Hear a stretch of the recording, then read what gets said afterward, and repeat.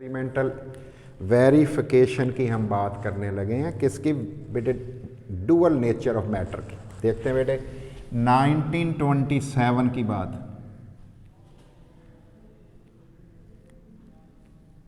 और बेटे American scientist हैं डेविसन एंड जर्मर, इन्होंने दोनों ने क्या किया बेटे, इन्वेंटेड, इन्होंने बेटे इजाद कर लिया एन इंस्ट्रूमेंट, एक अपरेटस इंस्ट्रूमेंट, एक बेटे अपरेटस इन्होंने इजाद किया, ठीक है बेटे, to verify the wave nature of electron, wave nature of electron, electron की वेव नेचर को तस्दीक करने के लिए इन्होंने एक अपरेटस इजाद कर लिया। इस अपरेटस में क्या किया बेटे, डेविसन जर्मर ने क्या किया बेटे, दे produced a beam of electron, उन्होंने प्रोड्यूस कर लिया, क्या प्रोड्यूस कर लिया बेटे, दे produced a beam of electron, उन्होंने एक बीम ऑफ इलेक्ट्रॉन्स, एक इलेक्ट्रॉनों की बीम उन्होंने बना ली। और बेटे कितनी बातें हो गई, तीसरी बात हम कर रहे हैं बेटे, एंड अलाउड, और उसे इजाजत दे दी, टू स्ट्राइक, टक्कर मारने की, निकल क्रिस्टल, क्रिस्टल के ऊपर टकराने की उसको इजाजत दे दी, बीम ऑफ इलेक्ट्रॉनों को बेटे, बीम ऑफ इलेक्ट्रॉन को टकराने की इजाजत दे दी। फिर क्या किया बेटे, नेक्स्ट बात बेटे लिख रहा हूं, द इलेक्ट्रॉन बीम ने क्या किया,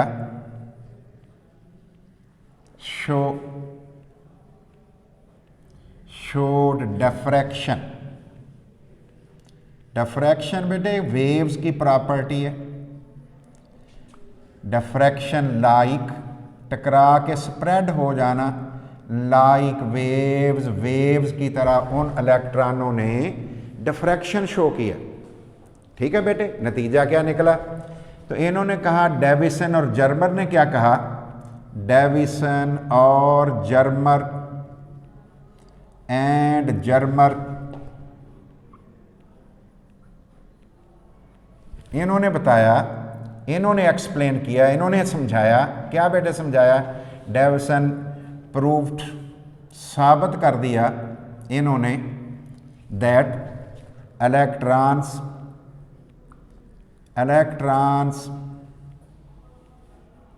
बिहेव, काम कर रहे हैं, एज वेव्स, इस केस में वेव्स के तौर पे काम कर रहे हैं, वेव्स शो करती हैं बेटे, जिसका लैम्डा फ्रीक्वेंसी वेव नंबर होता है वो डिफ्रैक्शन शो करती हैं। और ये क्या कह रहे हैं, ये कहते हैं क्योंकि वो डिफ्रैक्शन वाली बात इन्होंने शो कर दी है, इसलिए ये भी वेव है, इसका मतलब इनकी भी वेवलेंथ होगी। और आपको याद होगा डी ब्रॉगली इक्वेशन में हमने क्या बनाया था, हमने बेटे वेवलेंथ ढूंढ ली थी ऑर्बिट नंबर 1 में 0.33 नैनोमीटर, आपको याद होगा। आगे चलते हैं बेटे, इनको क्या हुआ बेटे, इन दोनों को, डेविसन और जर्मर को बेटे नोबेल प्राइज मिल गया, डेविसन एंड जर्मर, डेविसन ने एंड जर्मर, इन दोनों ने बेटे विन कर लिया, जर्मर 1 नोबेल प्राइज, इन्होंने नोबेल प्राइज को विन कर लिया, नोबेल प्राइज जीत लिया, ठीक है बेटे, ड्यू टू द इन्वेंशन, उस इजाद की वजह से, ऑफ अपरेटस, जो बेटे अपरेटस बेटे उन्होंने इजाद कर लिया था, उस इजाद करने की वजह से इन्हें नोबेल प्राइज मिल गया।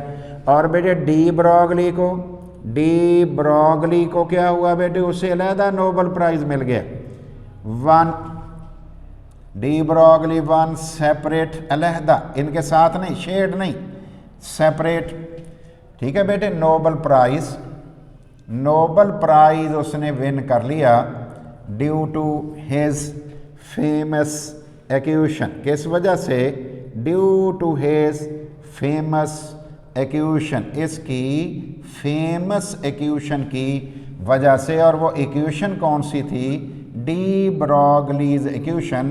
क्या थी बेटे? Lambda is equal to h over m v. इस एक्यूशन की वजह से इसको भी नोबल प्राइज मिल गया। तो गौर कर लो बेटे, कितनी बातें हमने कर ली बेटे। हमने बात कर ली 1927 की, पहली बात हो गई बेटे। दूसरे नंबर पे बात हमने कर ली डेविसन जर्मर की। तीसरे नंबर पे बात कर ली अपरेटस बनाने की। चौथे पे बात कर ली डिफ्रैक्शन की। पांचवें पे हमने कहा उसने वेव्स के तौर पे साबित कर दिया। फिर हमने कहा जी दोनों को नोबल प्राइज उनको अलग मिल गया और बेटे इनको अलग मिल गया। आगे चलते हैं बेटे, हेजनबर्ग्स uncertainty principal.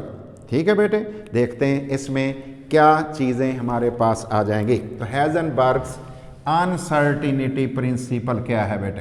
हेजनबर्ग्स uncertainty principal, हेजनबर्ग्स uncertainty, गैर यकीनी का बेटे, गैर यकीनियत का, और अनसर्टिनिटी प्रिंसिपल, गैर यकीनियत का असूल। देखते हैं बेटे इसमें हेजनबर्ग अनसर्टिनिटी प्रिंसिपल में हम क्या क्या बातें सीखते हैं, गौर करते हैं बेटे। पहले नंबर पे तो हम स्टेटमेंट बता देंगे बेटे, पोजीशन और वेलोसिटी एग्जैक्ट नहीं मापी जा सकती। ठीक है बेटे, बाकी देखेंगे 1927 में उसने क्या सजेस्ट किया। ठीक है बेटे, इन 1927 में इन 1927 हेजनबर्ग, साइंटिस्ट है ना बेटे, हेजनबर्ग सजेस्टेड, उसने बेटे तजवीज़ किया है, किसको तजवीज़ किया है? दिस प्रिंसिपल, इस प्रिंसिपल को, इस असूल को, जो बेटे जिसने इसको बेटे सजेस्ट किया है उसका नाम है बेटे हेजनबर्ग। इसलिए बेटे हम इसका नाम हेजनबर्ग अनसर्टिनिटी प्रिंसिपल रखते हैं। अब देखते हैं बेटे, it can be stated as, इसे इस तरह से बयान किया जा सकता है। It can be stated as, it is never possible, ये कभी भी मुमकिन नहीं है, टू डिटरमिन, के पता कर लें, एग्जैक्ट पोजीशन का, और साथ बेटे क्या? एंड वेलोसिटी, और velocity of electron simultaneously, of electron simultaneously, एक वक्त पर, एक ही वक्त पे हम ये कभी भी पता नहीं कर सकते कि सही पोजीशन और सही वेलोसिटी इलेक्ट्रॉन की एक ही वक्त में पता नहीं की जा सकती। और या बेटे हम एक और तरीके की बात भी कर रहे हैं, इट इज़ नेवर पॉसिबल, ये कभी मुमकिन नहीं है, इट इज़ नेवर पॉसिबल, ये कभी मुमकिन नहीं है, टू डिटरमिन, कि हम पता कर लें, क्या पता कर लें बेटे? To determine exact position and momentum of electron, and momentum of electron, एक इलेक्ट्रॉन का मोमेंटम साइमल्टेनियसली, एक ही वक्त में बेटे, बेयक वक्त जिसे कहते हैं, साइमल्टेनियसली पता नहीं किया जा सकता। ये कभी भी मुमकिन नहीं है कि एक ही वक्त में पोजीशन भी इलेक्ट्रॉन की पता कर लें और मोमेंटम भी पता कर लें। ठीक है बेटे, अब देखते हैं इसमें किस तरह से हम इसको एक्सप्लेन बेटे करें, देखते हैं। पहली बात बेटे, मैथमेटिकल फॉर्म इसकी क्या बनेगी? मैथमेटिकल इसकी फॉर्म कैसे है, मैथमेटिकल एक्सप्रेशन कैसे है? तो मैं लिख रहा हूँ बेटे मैथमेटिकल एक्सप्रेशन क्या है और इससे हम क्या सीख सकते हैं। देखते हैं बेटे, इस एक्सप्रेशन में ये हमारे पास कुछ बेटे चीज़ें हैं और वो देखते हैं कौन कौन सी चीज़ें। ये बेटे डेल्टा एक्स और delta p is greater than or equal to h over 4 pi, h over 4 pi. ये हमारा बेटे एक्सप्रेशन हमने लिख दिया है। अब बेटे इस एक्सप्रेशन को मैथमेटिकल एक्सप्रेशन हम कहते हैं। ये क्या चीज़ है बेटे, डेल्टा एक्स है। हम कहते हैं ये जो डेल्टा एक्स है ना बेटे, इसकी बात हम करेंगे अभी, फिर बेटे इसकी बात करेंगे, ये देखते हैं ये क्या है, फिर बेटे इस एच की बात करेंगे, ये क्या चीज़ है, और फिर बेटे देखेंगे कि ये 4 पाई जो है ये कौन सी चीज़ है। पहली बात हमारे पास है डेल्टा एक्स, ठीक है बेटे। ये अनसर्टिनिटी, अनसर्टिनिटी गैर यकीनी सूरत हाल in the measurement of, in the measurement of position, measurement of position, position की मेजरमेंट को मापने में गैर यकीनी सूरत हाल को डेल्टा ए बेटे एक्स कहते हैं। और ये कौन है डेल्टा पी बेटे, अनसर्टिनिटी गैर यकीनी सूरत हाल इन द मेजरमेंट ऑफ, किसकी पैमाइश में, इन the measurement of momentum, of momentum बेटे लिख रहा हूँ, मोमेंटम बेटे, मोमेंटम उसके बेटे अनसर्टिनिटी का। लेकिन दोनों को प्रोडक्ट नहीं ले रहे, दोनों को मल्टीप्लाई नहीं कर रहे। देखते हैं बेटे मल्टीप्लाई करेंगे तो क्या होगा बेटे। अब आगे बढ़ते हैं। एच कौन है बेटे, प्लैंक्स कांस्टेंट है बेटे। ये तो प्लैंक्स कांस्टेंट है, प्लैंक्स कांस्टेंट जिसकी वैल्यू भी हमने याद की हुई है 6.6262 वाली। और ये कौन है बेटे, 4 पाई, तो ये बेटे एक कांस्टेंट है। पाई कौन है बेटे, 22/7 है। और बेटे ये असल में किसके बराबर है, हम कहते हैं ये एक कांस्टेंट है। कौन सा, दोनों चीज़ें कांस्टेंट हैं। एक कौन है बेटे, एच है, और बेटे नीचे कौन है, 4 पाई है। ये एक ही जवाब, ये जवाब आ गया 22/7। ये हम इसको पाई कह देते हैं। अब हम देखते हैं बेटे, अगर इसमें ज़रा गौर करो, अगर मैं ये कम करूँगा ना ये बढ़ेगा, तब इसके बराबर जाके आना है। और अगर इससे ज़्यादा करूँगा ये थोड़ा हो जाएगा, ये ज़्यादा करूँगा ये थोड़ा हो जाएगा। तो इसका मतलब ये दो चीज़ें जब एक दूसरे से मल्टीप्लाई करके किसी कांस्टेंट के बराबर आपने करनी है, एक बड़ा होगा तो दूसरा छोटा हो जाएगा। इसका मतलब ये हुआ कि अगर आपने इसको बड़ा कर दिया, अगर आपने कंसेप्ट हमारे पास क्या आ गए, कंसेप्ट हमारे पास बेटे ये वाले आ गए। अगर आपने गौर करो बेटे, अगर आपने डेल्टा एक्स को बड़ा कर दिया तो आपको डेल्टा पी छोटा करना पड़ेगा ताकि जवाब कांस्टेंट आ जाए। जवाब कितना लाना है बेटे, जवाब हमने लाना है h/4 पाई, ये तो कांस्टेंट वैल्यू है। और अगर कभी आप ये कर दोगे, ज़रा गौर करना, डेल्टा एक्स छोटा कर दोगे, uncertainty in the measurement of position कम कर दोगे, तो आपका बेटे क्या हो जाएगा, मोमेंटम वाली वैल्यू बढ़ जाएगी। लेकिन जवाब फिर भी दोनों का यही आएगा बेटे, 4 पाई। और अगर कभी मैं ज़ीरो कर दूं, ये वाला ज़ीरो कर दूं, इन्फिनिटी जवाब हो जाएगा।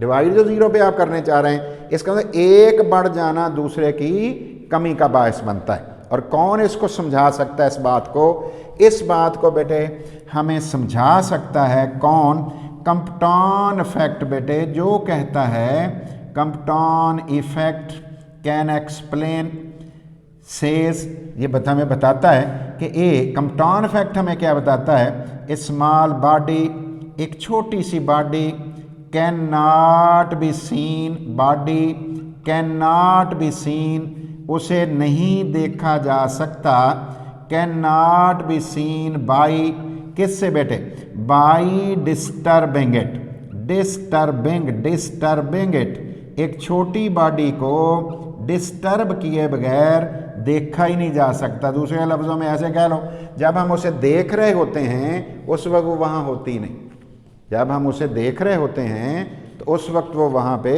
बॉडी होती ही नहीं है। अब देखते हैं बेटे एक्सप्लेनेशन की सूरत हाल हम देखते हैं कि कैसे हम इनको देख सकते हैं। गौर करना बेटे, समझने के लिए थोड़ी सी बात मैं कर रहा हूँ। अब इसकी बेटे एक्सप्लेनेशन के लिए हम दो बातें देखते हैं बेटे। अगर कोई बॉडी हमने बेटे देखनी है ना, तो उसके लिए हम क्या होना चाहिए, ये दो बातें बेटे आपने देखना है। अगर किसी बॉडी को आपने विजिबल देख लेना है, विजिबल करना है, तो फिर क्या होना चाहिए बेटे, विजिबल अगर हो गई तो उसके विजिबल होने से क्या होगा, उसकी पोजीशन डिटरमिन हो गई। पोजीशन उसकी बेटे हमने पता कर ली, डिटरमिन कर ली, सही सही कर ली। कब बेटे, जब वो हमें नज़र आ रहा है, जब वो हमें नज़र आ रहा है। जब बेटे नज़र आ रहा है तो उसके ऊपर तो लाइट मारनी पड़ेगी, लेकिन बेटे उसी वक्त आप क्या कर सकते हैं, उसी वक्त दूसरा पहलू भी है उसका, वो देखते हैं वो कौन सा है। दूसरा पहलू ये है कि अगर उसकी बेटे मैस एंड और वेलोसिटी ना चेंज हो बेटे, वेलोसिटी बेटे सेम रहे, तो फिर क्या हो सकता है, मोमेंटम। फिर बेटे मोमेंटम सही मोमेंटम कैन बी डिटरमाइंड, उसको भी पता किया जा सकता है। फिर क्या किया जा सकता है बेटे, फिर उसका मोमेंटम भी सही पता किया जा सकता है। कब बेटे, ये जो हमारा ऑब्जेक्ट है ना, ये कैसा है बेटे, बिग ऑब्जेक्ट है, बिग बॉडी है। और अगर बिग बॉडी है, बिग बेटे जिस्म है, बड़ा जिस्म है, तो उसके लिए बेटे हमें उसको देखकर और उसका मोमेंटम पता करने में कोई प्रॉब्लम नहीं। अब हम देखते हैं बेटे, बिग ऑब्जेक्ट की बजाय हमारा बेटे स्मॉल ऑब्जेक्ट है, इलेक्ट्रॉन है। अगर स्मॉल ऑब्जेक्ट है बेटे, छोटे ऑब्जेक्ट है, तो उसे हम देखना चाहते हैं बेटे। और इसको देखने के लिए हमने क्या यूज़ किया था, इसको देखने के लिए बेटे हमने यूज़ किया था लाइट। इसको यूज़ कर क्या किया था हमने, लाइट यूज़ की थी। जब लाइट यूज़ की थी तो फिर हमें नज़र आ गया था, ना एम चेंज हुआ था, ना वेलोसिटी चेंज हुई थी, मोमेंटम भी सही रहा, पोजीशन भी सही रही। अब बेटे स्मॉल ऑब्जेक्ट के लिए हमने क्या करना है, इसको देखने के लिए हम दो पहलू ले लेते हैं। इलेक्ट्रॉन है, कौन है बेटे, स्मॉल ऑब्जेक्ट हमारा इलेक्ट्रॉन। अब इलेक्ट्रॉन बेटे हमारे पास, इलेक्ट्रॉन की सूरत हाल अजीब है। जब बेटे हम इसको कहाँ लेके जा रहे हैं, ज़रा गौर करना बेटे। हमारे पास डार्क है, अभी कैसा है, अंधेरा है। अभी क्या है बेटे, अंधेरा है। और उस डार्क में, डार्कनेस में हम इसको देखना चाहते हैं। डार्कनेस हमारे पास है। पता क्या चला बेटे, पता ये चला कि ये बेटे नज़र तो आ नहीं रहा, इनविजिबल है, इनविजिबल, नज़र कोई नहीं आ रहा। अगर नज़र नहीं आ रहा बेटे, तो पोजीशन इसके बारे में, पोजीशन नज़र आएगा तो पोजीशन पता लगेगी ना बेटे।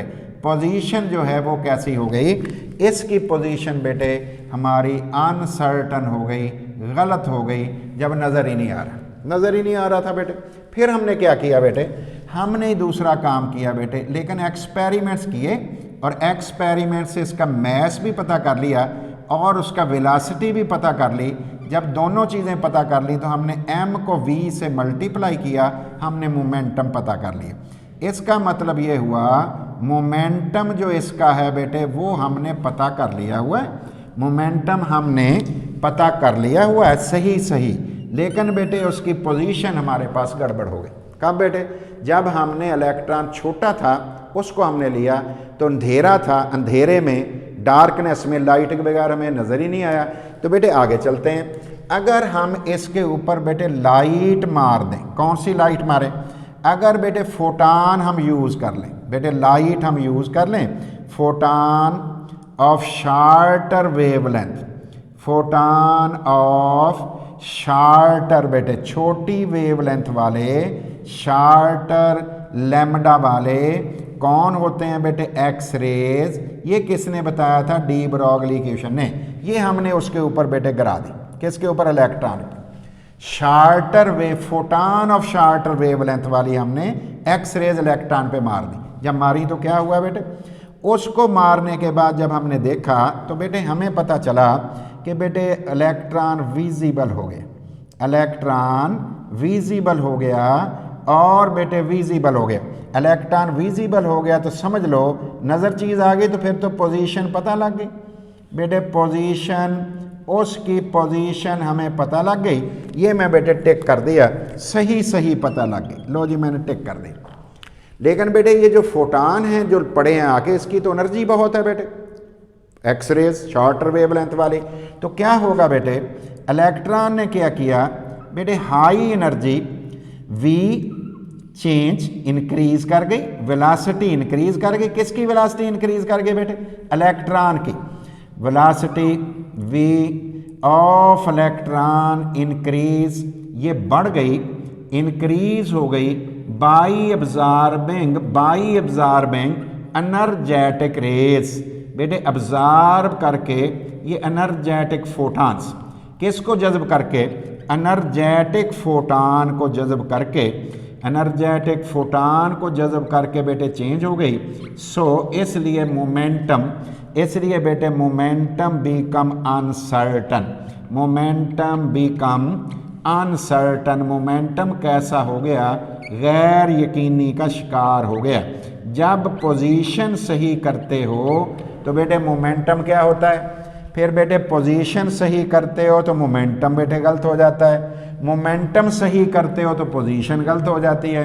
अंधेरे में मोमेंटम सही है तो पोजीशन गलत है, और बेटे फोटान की मौजूदगी में, एक्सरेज की मौजूदगी में पोजीशन सही है तो मोमेंटम गलत है। तो फिर एक वक्त में हमने क्या पता कर लिया, या पोजीशन पता होगी इलेक्ट्रॉन की या मोमेंटम होगी।